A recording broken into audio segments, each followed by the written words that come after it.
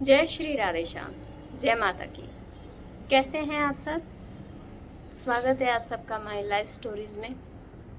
कहानी के कुछ पहलू फिर से मैं आप सबके साथ साझा करती हूँ।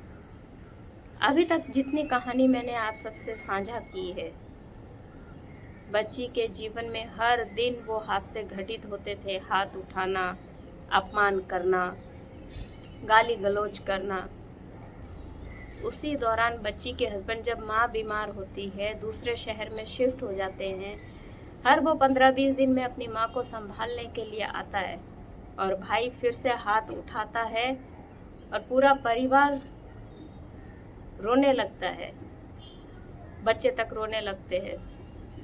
बच्ची के हस्बैंड फिर से घर से निकल जाते हैं, पिता दुख करते हैं, माँ बोल नहीं पाती है पर उनके आंसू रुक नहीं पाते। छोटे छोटे बच्चे भी देखकर रो पड़ते हैं,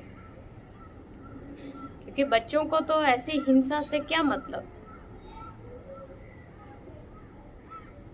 बच्ची के हस्बैंड बच्ची को फोन करते हैं कि भाई ने फिर से मेरे साथ ऐसा किया।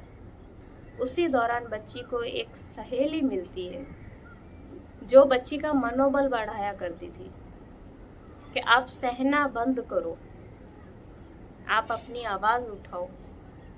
आप आवाज नहीं उठाओगे तो ऐसे लोग आपको मार देंगे।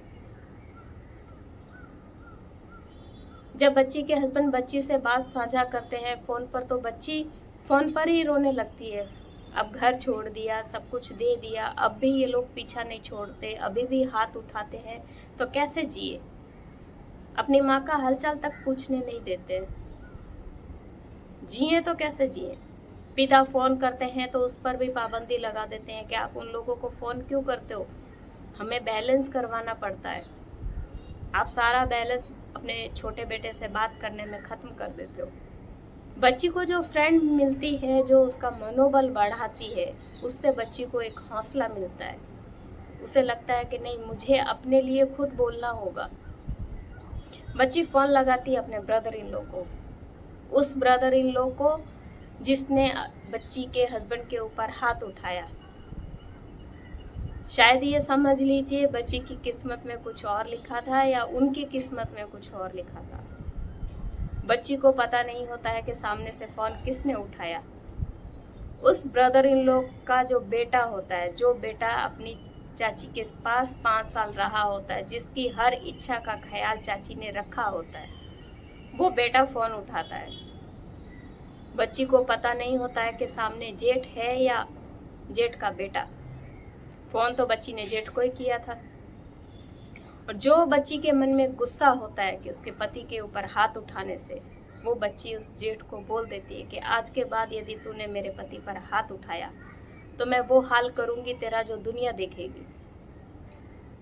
संजोग से वो फोन बच्ची के जेठ का लड़का उठाता है। वो बात सारी जाकर अपने घर पर अपने माता पिता को बताता है, या ऐसा समझ लीजिए माता पिता एक बात में 10 नहीं, 15 नहीं, हजारों बातें मिक्स करते हैं और पूरे परिवार में बता देते हैं कि छोटी बहू ने फोन किया और इतने बुरे तरीके से बोली।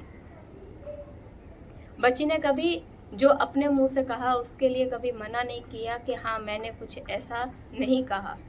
जितना कहा उतने में बच्ची हाँ बोल दिया करती है कि मैंने इतना बोला। बच्ची बोलती है, बच्ची के शब्द ये होते हैं कि यदि तुमने मेरे पति के ऊपर वापस हाथ उठाया तो मैं तुम्हें जिंदा जमीन में गाड़ दूंगी। क्योंकि हर बार की उनकी ये घटना थी, हर बार बच्ची के पति के ऊपर हाथ उठाया जाता था। उस बातों में मिर्च मसाला सब कुछ मिलाकर समाज में, परिवार में सर्व कर दी जाती है वो बात कि देखा घटिया खानदान की बच्ची थी, इसने जेठ को फोन किया और ऐसा ऐसा बोल दिया। जबकि जेठ था नहीं, बच्ची ने फोन तो जेठ को ही किया था, पर फोन बच्ची के जेठ के लड़के ने उठाया। उसके बाद बच्ची के हस्बैंड सीधा अपनी माँ के मौत पर जाते हैं। बहुत दुख करते हैं कि मेरी माँ से मिलने भी नहीं दिया इस इंसान ने, ढंग से मिल भी नहीं पाया मेरी माँ को, और आज बुलावा सिर्फ उनकी अर्थी पर आया है। समाज वाले ना जाने कैसी कैसी बातें करने लगते हैं, क्योंकि भाई ही भाई को बदनाम करने पर उतर आता है। समाज में ना जाने कैसी कैसी बातें फैला देता है। बच्ची के फादर इन लॉ हर वक्त बच्ची के हस्बैंड को एक हौसला देते हैं, चिंता मत करना, मैं तेरे साथ हूँ, मैं कुछ ना कुछ करूँगा तेरे लिए। अब तेरी माँ भी चली गई है, अब मुझे सिर्फ तू दिखाई देता है कि मुझे तेरे लिए कुछ करना है। क्या करना है, कैसे करना है, वो मैं अगली वीडियो में साझा करूँगी। तब तक जय श्री राधे श्याम, जय माता।